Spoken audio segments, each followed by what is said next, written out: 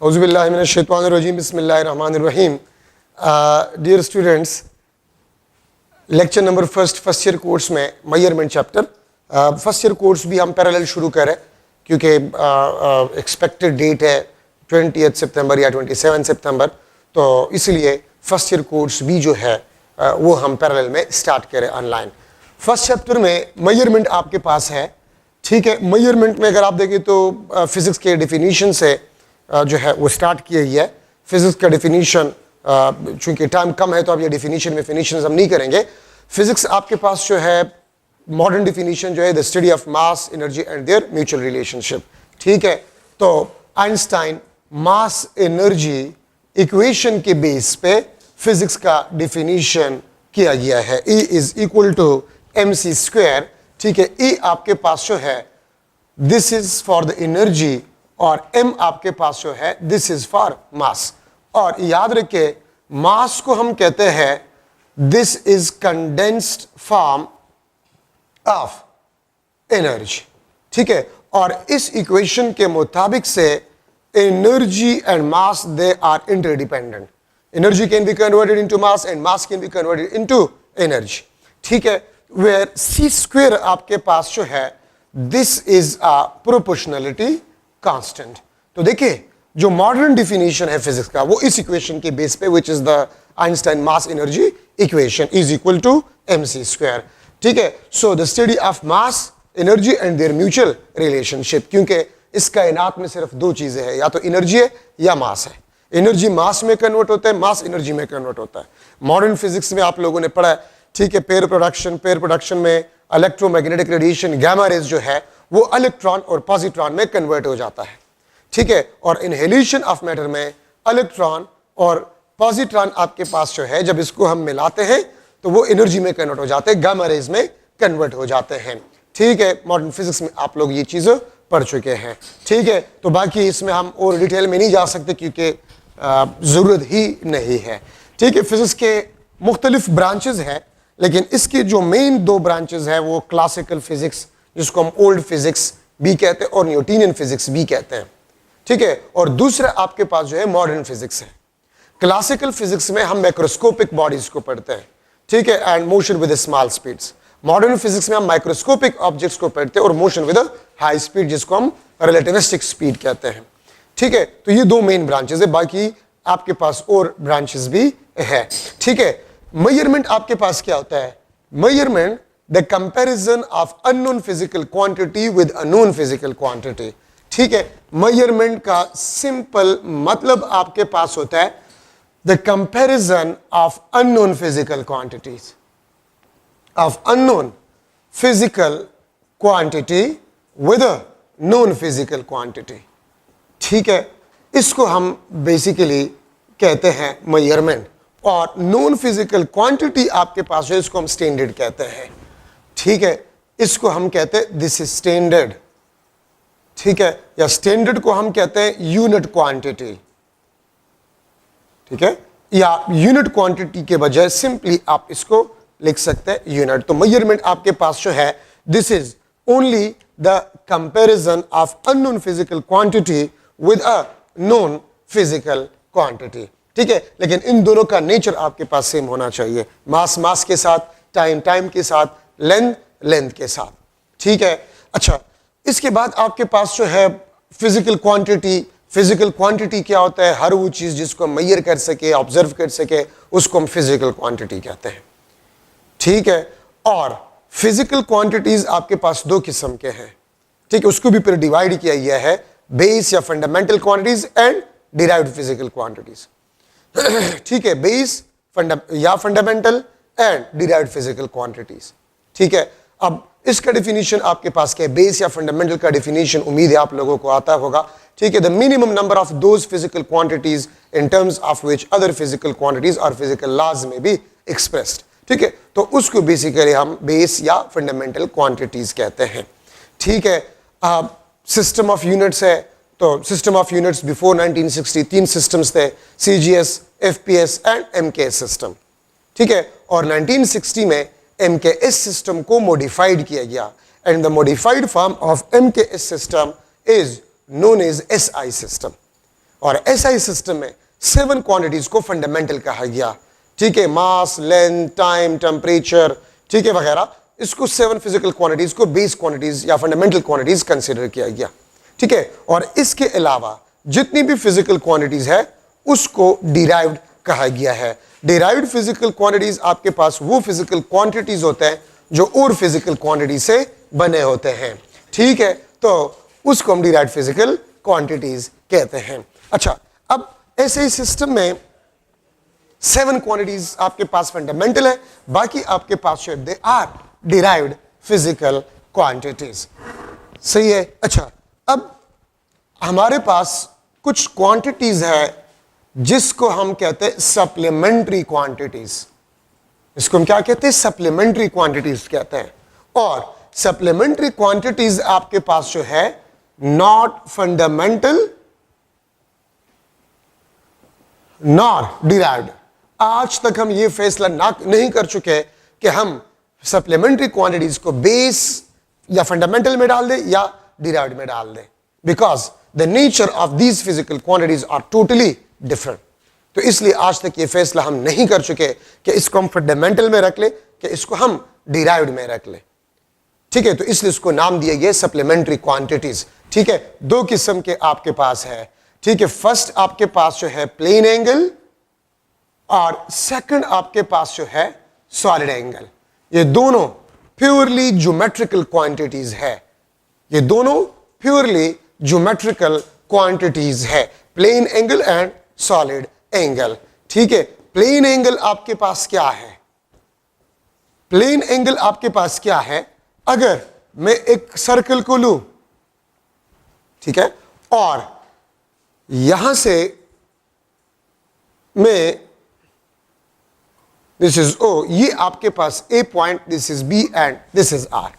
इसको हम कहते हैं this is A B arc, और ए बी आर्क को हम एस कहते हैं, दिस इज रेडियस। ये arc length centre of circle पे जो एंगल बनाता है उसको हम प्लेन एंगल कहते हैं। तो डिफिनीशन में नहीं लिख रहा, मैंने आपको बता दिया कि डिफिनीशंस का टाइम हमारे पास नहीं है, डिफिनीशंस आप खुद पढ़ा करें, ठीक है।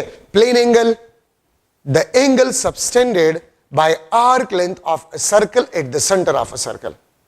The angle subtended by the arc length of a circle at the center of a circle is known as plane angle.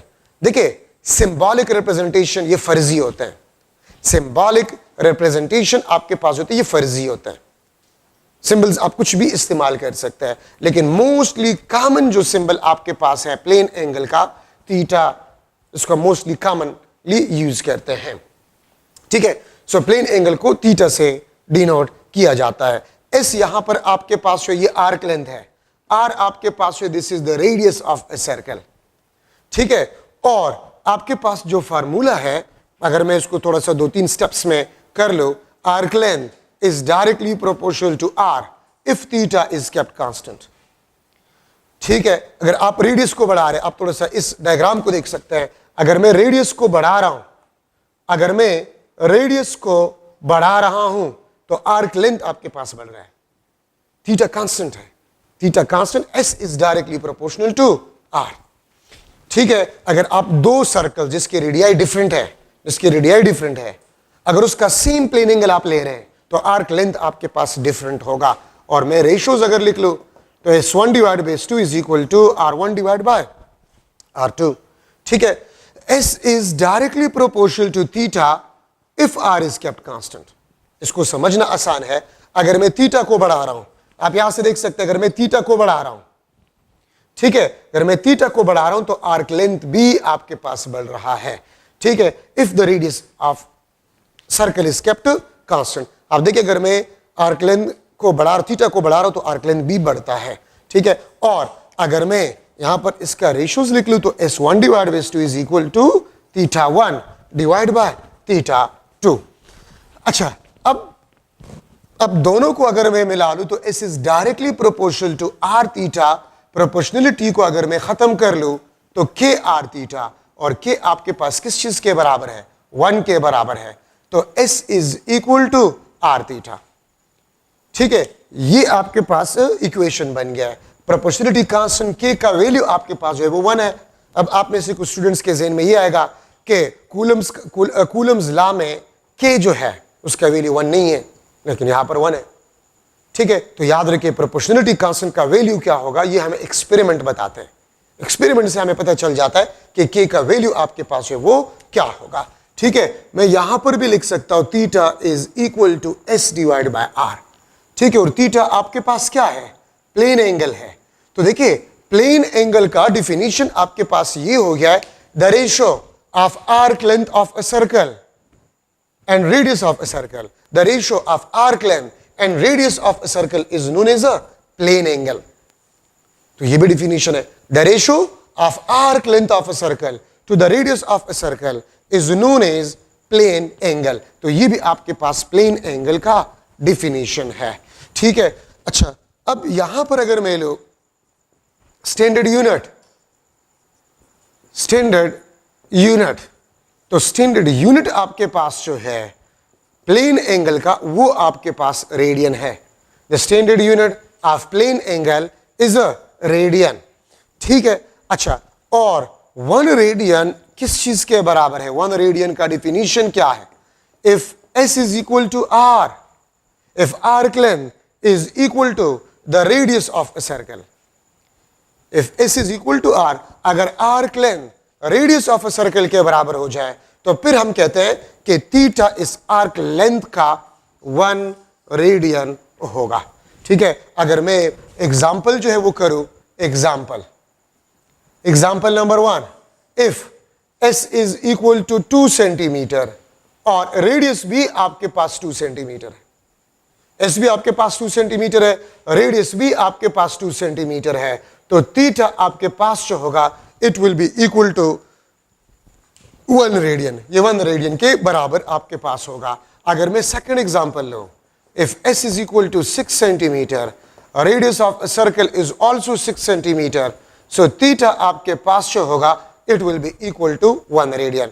So if arc length of a circle is equal to the radius of a circle, then theta will be equal to 1 radian. तो देखिए मैं इस फार्मूले को इस तरह लिख सकता हूं, एस डिवाइड बाय आर, और ये आपके पास रेडियन। ठीक है, ये एस बाय आर ये आपको न्यूमेरिकल वैल्यू के बारे में बताता है। ठीक है, और आपके पास जो रेडियन है this is a proper unit.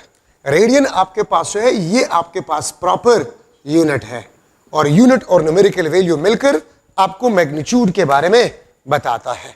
Numerical value का मतलब होता है कि how much a physical quantity is more और लेस देन द स्टैंडर्ड। ठीक है, आपको जो न्यूमेरिकल वैल्यू है वो आपको ये बताता है कि एक फिजिकल क्वांटिटी कितना ज्यादा है या कितना कम है फ्रॉम द स्टैंडर्ड वैल्यू। ठीक है, इसका मतलब आपके पास जो है वो ये होता है।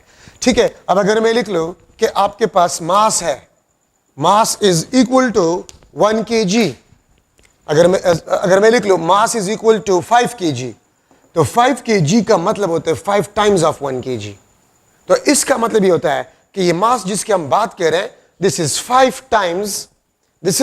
5 times of standard. 1 kilogram standard है, यूनिट है, और जो मास लेट सपोज मैंने मेजर किया है वो 5 टाइम्स ऑफ स्टैंडर्ड है। तो न्यूमेरिकल नंबर आपको ये बताता है कि how much times the measured value is more और less than the physical quantity या स्टैंडर्ड। ठीक है, तो ये आपके पास रेडियन का डिफिनीशन आपके पास होगी, और complete formula S divide by R radian.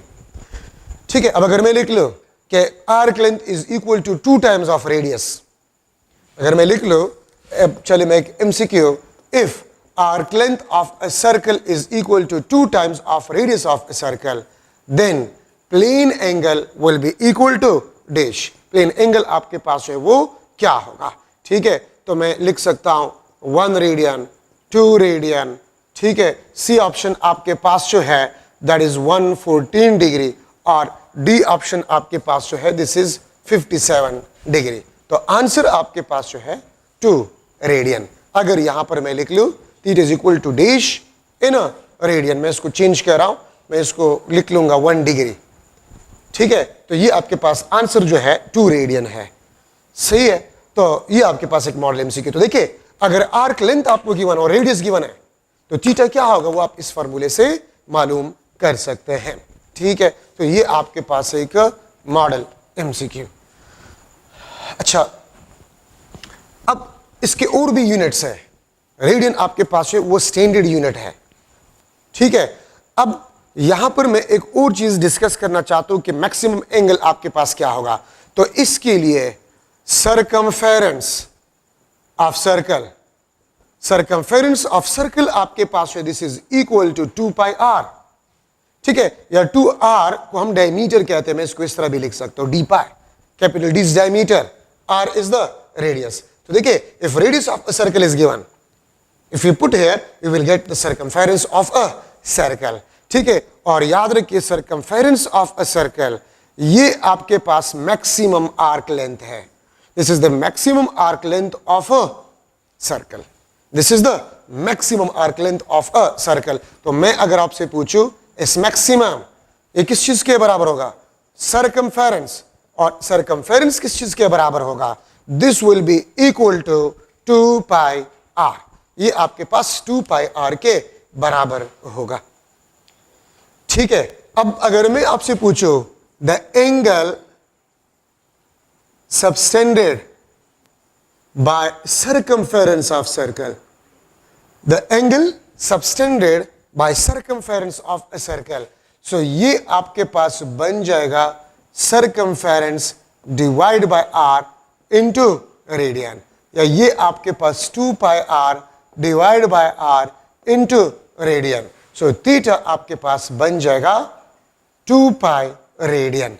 तो याद रखिए, आपसे पूछा जा सकता है what is the maximum, what is the angle of the maximum arc length of a circle, what is the angle of maximum arc length of a circle, या circle का जो आर्क लेंथ है वो मैक्सिमम कितना angle बना सकता है, तो 2 पाई रेडियन, या इसको मैं इस तरह भी लिख सकता हूं पाई 3.14, तो ये आपके पास 6.28 रेडियन आपके पास होगा, ठीक है। सो this is the angle subtended by circumference of a circle. अब यहां पर आप इसको देख ले, angle subtended by circumference of a circle, this is independent, ये एक इंपॉर्टेंट कंसेप्ट है, मैं यहां पर लिख लेता हूं, ये आपके पास एक इंपॉर्टेंट कंसेप्ट है, this is independent of R, diameter, area, circumference. याद रखिए जो मैक्सिमम एंगल है, ठीक है, या सरकमफेरेंस का जो एंगल है, this is independent of R, diameter, area and circumference, ठीक है। ये बात याद रखिए, ये आपके पास इंपॉर्टेंट कंसेप्ट है। क्या मतलब है इसका, आप अगर आपके पास एक इतना छोटा सा सर्कल है या इससे बड़ा सर्कल है, तो ये भी 2 पाई रेडियन एंगल को बनाता है और ये भी 2 पाई रेडियन एंगल को बनाता है।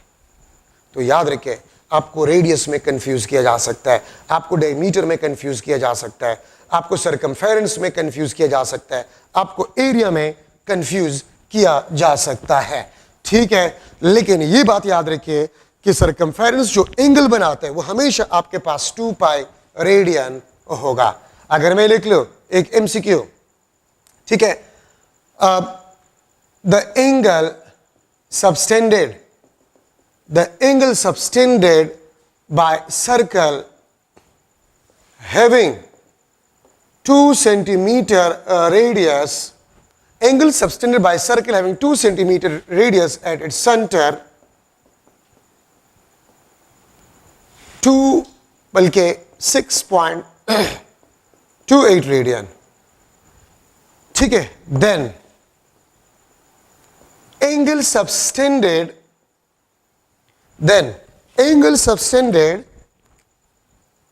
by circumference of another circle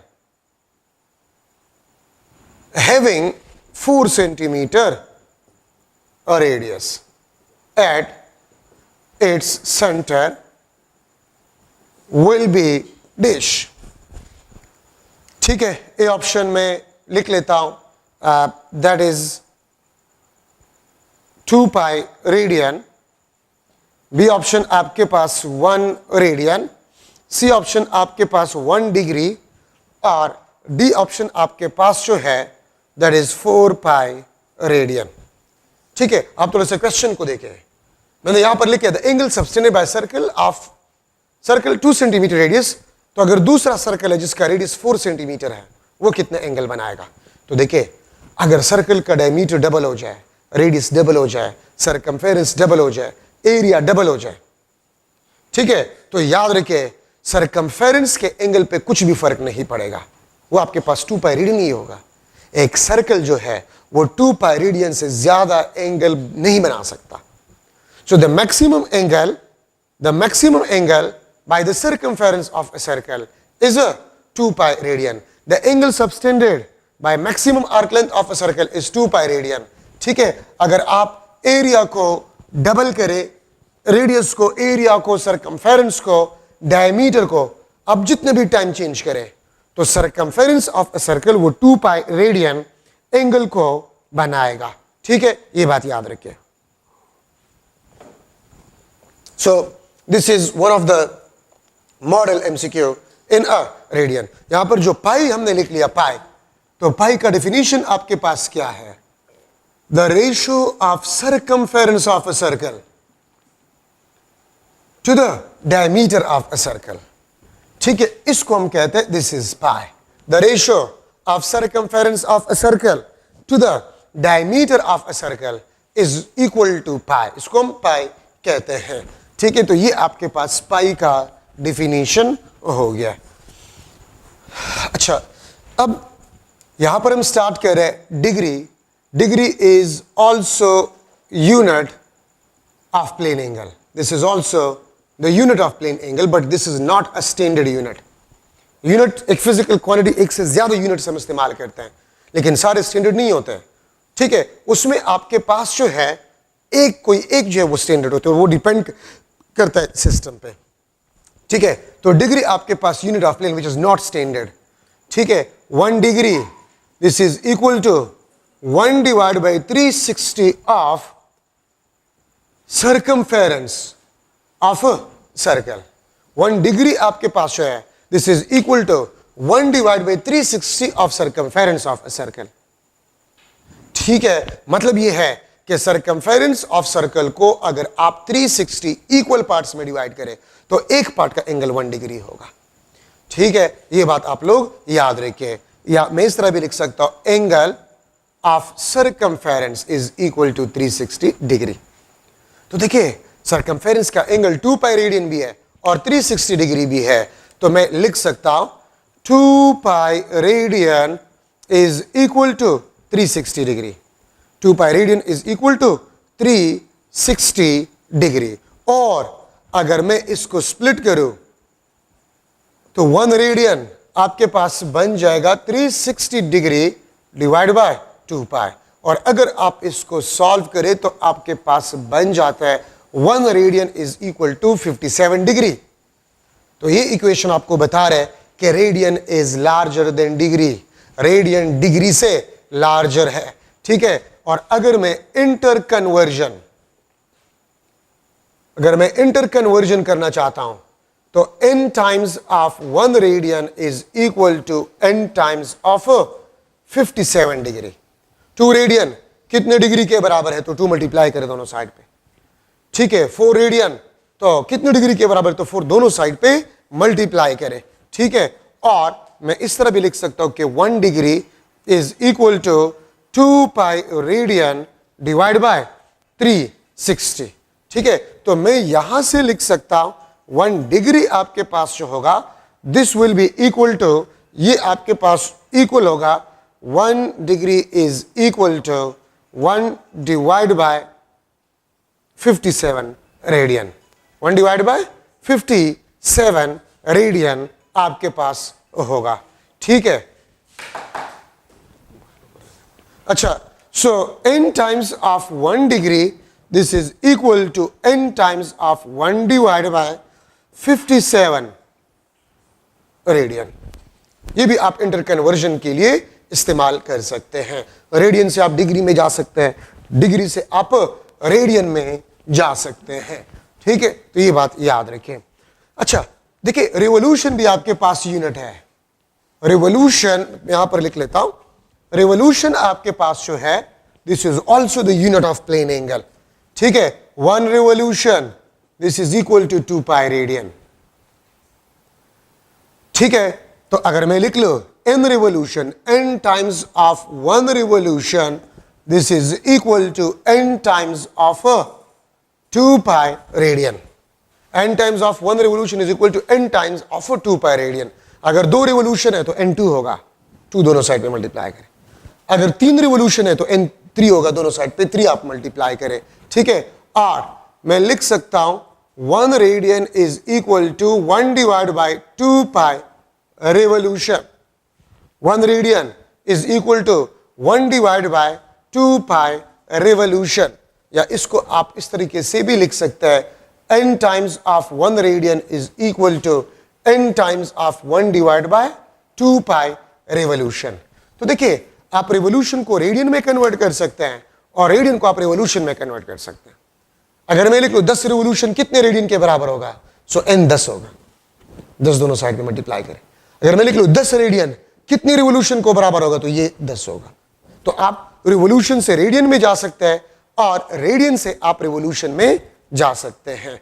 ठीक है, तो ये बात आप लोग याद रखिए। अच्छा, इसके और भी स्मॉलर यूनिट्स हैं, smaller units, minutes and seconds. 1 minute ये टाइम के यूनिट नहीं है, यहां पर प्लेन एंगल के हैं। 1 डिवाइड बाय 60 ऑफ डिग्री। ठीक है, 1 मिनट 1 डिवाइड बाय 60 डिग्री। इसका मतलब क्या है, क्या 1 डिग्री को आप 60 इक्वल पार्ट्स में डिवाइड करें। 1 डिग्री को आप 60 इक्वल पार्ट्स में डिवाइड कर, देखिए इसको मैं इस तरह भी लिख सकता हूं, 60 मिनट्स। यहां पर मिनट्स प्लेन एंगल का यूनिट है, तो 1 डिग्री को 60 इक्वल पार्ट्स में डिवाइड करें तो एक पार्ट का एंगल वो 1 मिनट होगा। ठीक है, और सिमिलरली आपके पास सेकंड है, 1 second is equal to 1 divide by 60 minutes. ठीक है, अगर 1 मिनट को आप 60, अगर मैं लिख लो 1 मिनट को आप 60 सेकंड्स लिख सकते हैं।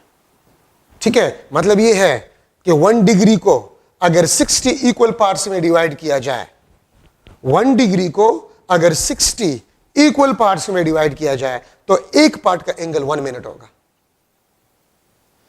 ठीक है, अगर 1 डिग्री को 60 इक्वल पार्ट्स में डिवाइड करें तो एक जो पार्ट होगा उसका एंगल 1 मिनट होगा।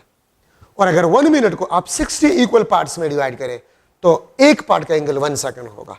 Here minutes and seconds are the unit of a plane angle, और ये स्मॉल यूनिट्स है।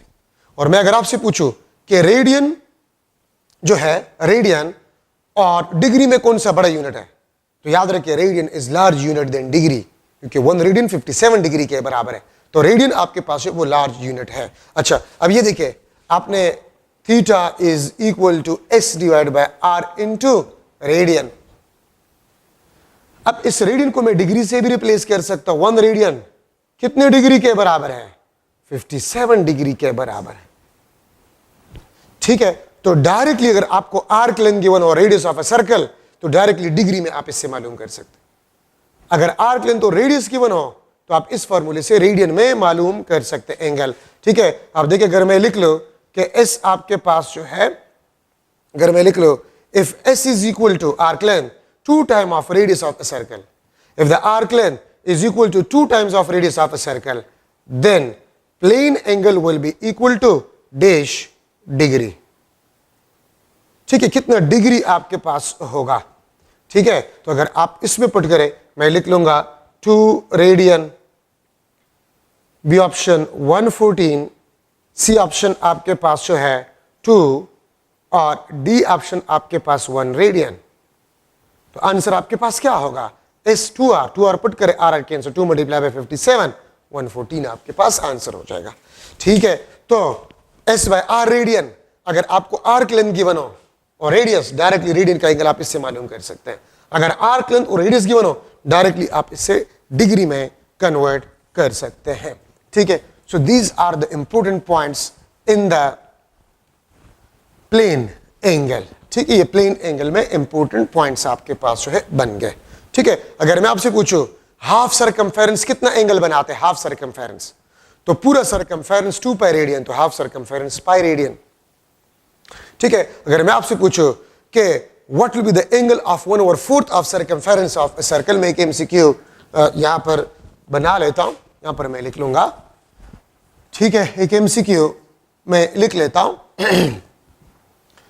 What will B angle of 2 centimeter arc length of a circle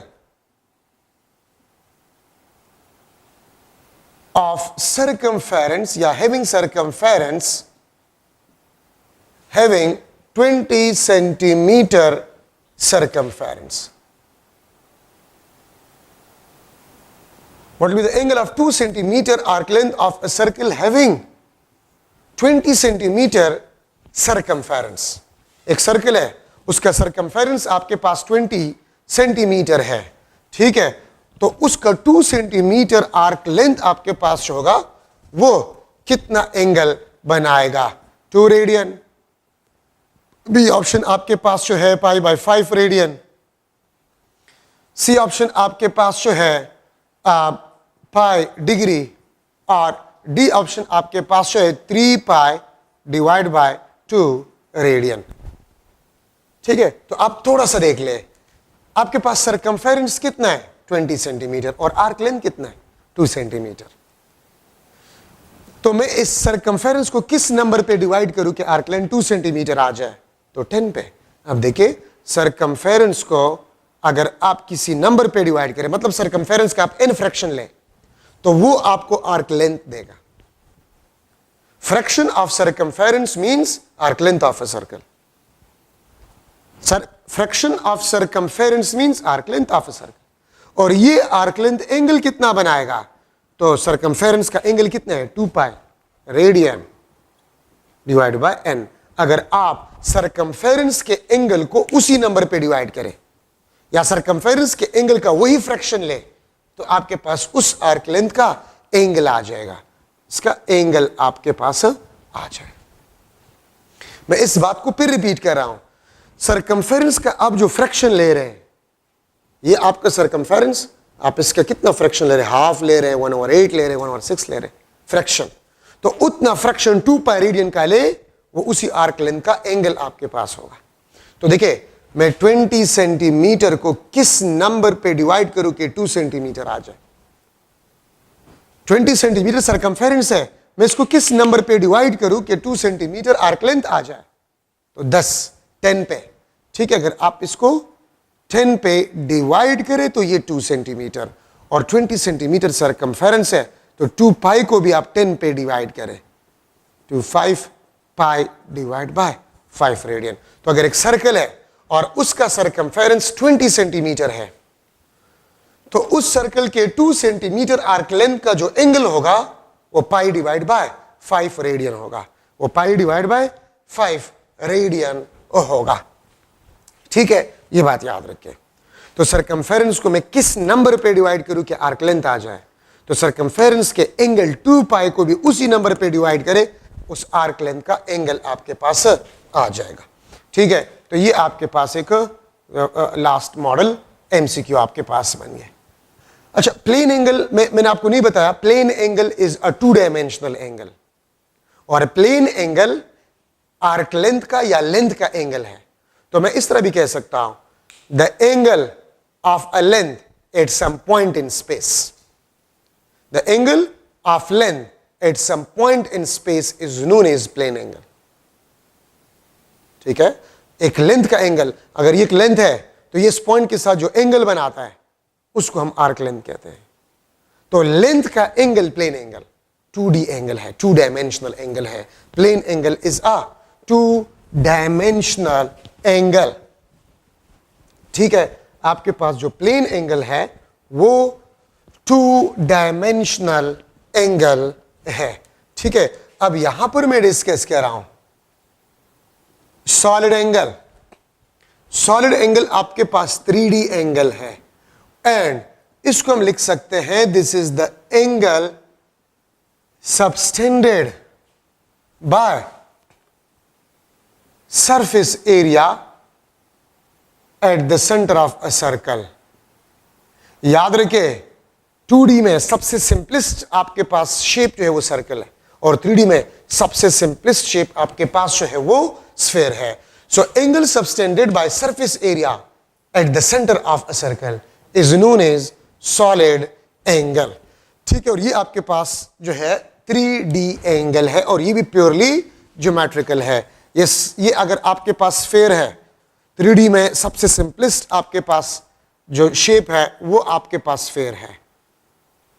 ठीक है, तो ये आपके पास सरफेस एरिया, ये आपके पास सरफेस एरिया, और इसका एंगल आपके पास जो है this is a solid angle. ठीक है, ये आपके पास एंगल है किस चीज का? ठीक है, इसको हम सॉलिड एंगल कहते हैं। ठीक है, and this is the radius of a sphere. तो देखिए, अगर मैं इस हाथ को लूं, ये हाथ का मेरा सरफेस एरिया किसी पॉइंट के साथ जो एंगल बनाता है जो सॉलिड एंगल कहलाता है। ठीक है, मैं अगर ये बुक लो, बुक का सरफेस एरिया, इस बुक का सरफेस एरिया किसी पॉइंट के साथ जो एंगल बनाते हैं वो सॉलिड एंगल कहलाएगा। और जो लेंथ का एंगल होगा, लेंथ का एंगल प्लेन एंगल कहलाता है, और सरफेस एरिया का एंगल वो सॉलिड एंगल कहलाता है। ठीक है, तो यहां पर मैंने लिख लिया है plane angle be the angle of a length at some point in space, क्योंकि 2D 1D और 3D ये स्पेस का ही आपके पास हिस्सा है।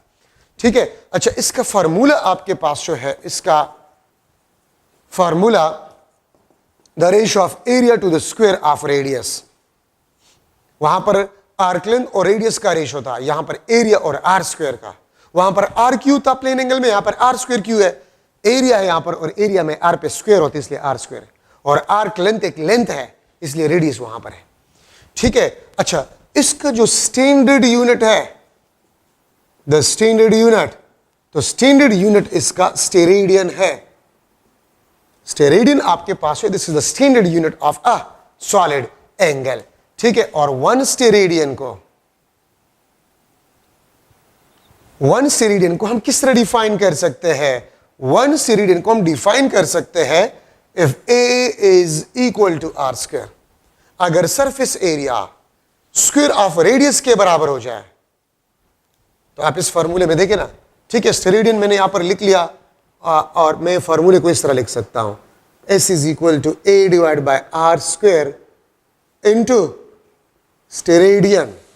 S is equal to A divide by R square steradian. ठीक है, तो ये कंप्लीट फार्मूला बन गया। ये न्यूमेरिकल नंबर, ये आपके पास proper unit. If A is equal to R square, if the surface area is equal to the square of radius of sphere, तो फिर आपके पास एस जो होगा वन स्टेरेडियन के बराबर होगा। एग्जाम्पल अगर मैं दूं, ठीक है, बल्कि मैं एक एमसीक्यू अगर लिख लो, if surface area angle subtended by 4 centimeter square area of a sphere, angle subtended by 4 centimeter square area of a sphere at the center of a sphere having a radius 2 centimeter will be dash. Angle subtended by 4 centimeter square area of a sphere at the center of a sphere having radius 2 centimeter will be dash. 1 radian भी आपके पास 1 steradian, सी आपके पास 2 बल्कि 2 pi radian, और सी आपके D option आपके पास बन जाएगा 4 पाई स्टेरेडियन। ठीक है, तो आप अगर फॉर्मूले में पुट कर ले, area 4 centimetre square, radius 2 centimetre है, तो 2 सेंटीमीटर का स्क्वायर करें तो क्या बन जाता है? 4 सेंटीमीटर। तो आपके पास 4 centimetre square divide bye 4 centimetre square steradian cancel, तो आपके पास 1 स्टेरेडियन, इसका आंसर आपके पास आ गया। The angle subtended by the surface area of a sphere is known as solid angle, इसको हम सॉलिड एंगल कहते हैं। ठीक है, फॉर्मूला आपके पास a divide by R square steradian आपके पास बन गया है। ठीक है, अब यहां पर जो है, अब हम ले रहे हैं the angle subtended bye closed surface area of a sphere. देखिए, आपके पास एक ओपन सरफेस एरिया होता है और एक क्लोज सरफेस एरिया होता है। एक आपके पास ओपन सरफेस एरिया होता है और एक क्लोज सरफेस एरिया होता है। तो वो सरफेस एरिया जो कि कुछ वॉल्यूम को बाउंड करता है, स्पेस के वॉल्यूम को बाउंड करता है, इनक्लोज करता है, वो क्लोज सरफेस एरिया कहलाता है। आप जिस रूम में बैठे हुए हैं, आप इस रूम का क्लोज सरफेस एरिया क्या है? 1 2 3 4 5 6। आपके रूम के 6 फेसेस हैं और 6 फेसेस के एरियाज मालूम करके ऐड कर जाए तो आपके रूम का क्लोज सरफेस एरिया आ जाएगा। लेकिन एक दीवार का एरिया ओपन एरिया या फ्लैट एरिया, छत का area flat area open area, floor का फ्लैट एरिया या ओपन एरिया आपके पास है। तो close surface area, the area of any 3D body, the area which enclosed some volume of space, उसको हम क्लोज्ड सरफेस एरिया कहते हैं। क्योंकि यहां पर हमने स्फेयर लिया है। स्फेयर हमने क्यों लिया है? क्योंकि स्फेयर 3D में से सबसे सिंपलेस्ट ऑब्जेक्ट आपके पास है। ठीक है, the area of a sphere, this is equal to 4 pi R square. The area of a sphere is equal to 4 pi R square. ठीक है, तो मैं अगर सॉलिड एंगल लिख लो, so area of a sphere divide by R square into steradian. ठीक है, तो मैं इसको लिख लूंगा 4 pi R square divide by R square into steradian, और इस आपके पास बन जाएगा S is equal to 4 pi steradian. So this is the angle subtended by the close surface area of a sphere. ठीक है, 4 पाई स्टेरेडियन। आप अगर इसमें देखें, जिस तरह आपने सरकमफेरेंस के एंगल में पढ़ा 2 पाई रेडियन, उसमें भी रेडियस या डायमीटर या एरिया नहीं था या सरकमफेरेंस नहीं था। ठीक है, अब अगर आप इसमें देखें, इसमें भी ना तो रेडियस है, ना डायमीटर है, ना लेंथ है, ना एरिया है, ना वॉल्यूम है। तो मैं लिख लूंगा एक इंपॉर्टेंट कंसेप्ट, इसमें भी एक इंपॉर्टेंट कंसेप्ट में लिख लूंगा कि आपके पास independent of R, diameter D, area A, volume V, ठीक है, इससे इंडिपेंडेंट आपके पास होता है। सो देखिए, मैं इसके साथ भी लिख लेता हूं, दिस इज द एंगल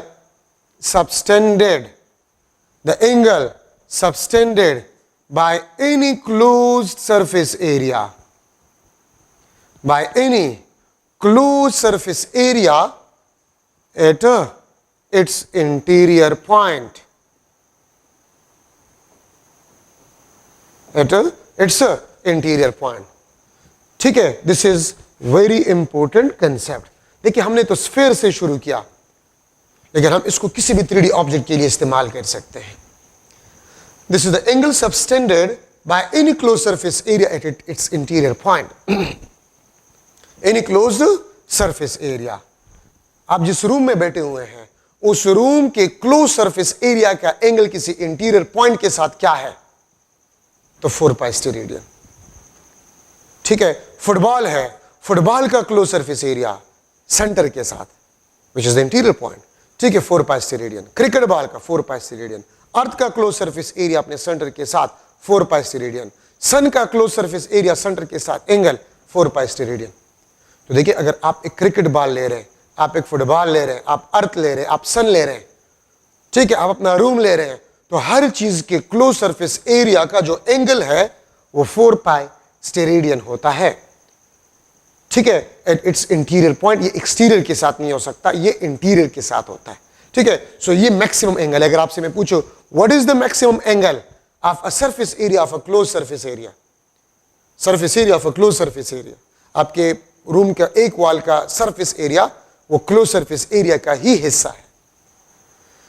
ठीक है, तो 4 पाई स्टेरेडियन ये आपके पास मैक्सिमम एंगल है। तो एक स्फेयर का रेडियस जो भी हो, एक स्फेयर का डायमीटर जो भी हो, मैं यहां पर लिख सकता हूं MCQ के the ratio of the radii of 2 spheres is equal to 1:4।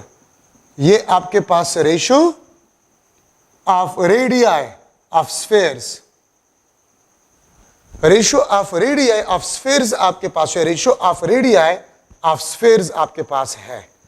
Then what will be ratio of their solid angle, what will be the ratio of their solid angles? ठीक है, then what will be the ratio of their solid angles of closed surface area? ठीक है, तो A option आपके पास 1:4, B option 1:1, C option 1:16, D option 4:1। तो दो spheres के रेडियाई के जो भी रेशोज हो, उनके डायमीटर्स का जो भी रेशो हो, उनके एरियाज या वॉल्यूम्स का जो भी रेशो हो, तो सॉलिड एंगल्स तमाम स्फेयर्स का, तमाम क्लोज सरफेस एरिया का आपके पास 4π रेडियन होगा, तो 1:1। ठीक है, एक दूसरा एमसीक्यू मैं आपसे यह भी पूछ सकता हूं, एक दूसरा MCQ, the angle subtended by each surface of cube at its center will be dash. A option 1 steradian, B option 4π steradian, C option आपके पास जो है 3π डिवाइड बाय, बल्कि 2π divide by 3 steradian, D option आपके पास जो है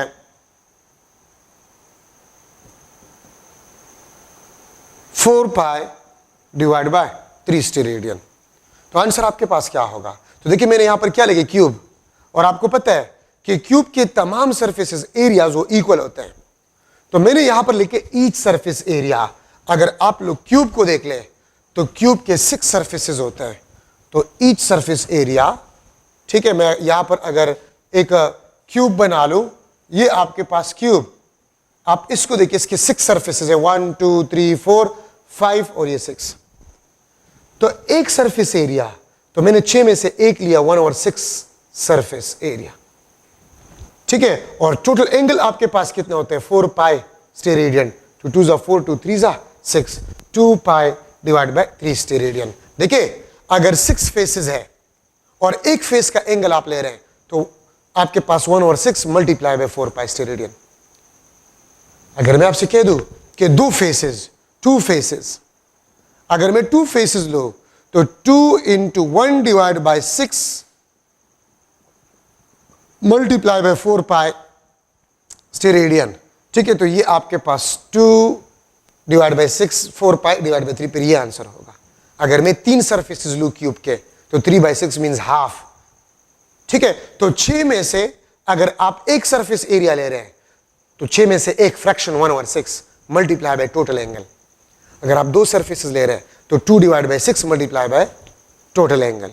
अगर आप 3 सरफेसेस ले रहे हैं तो 3 divide by 6 multiply by total angle. तो आपके पास ये जो है इंपॉर्टेंट कंसेप्ट आपके पास सॉलिड एंगल में जो है वो बन गया है।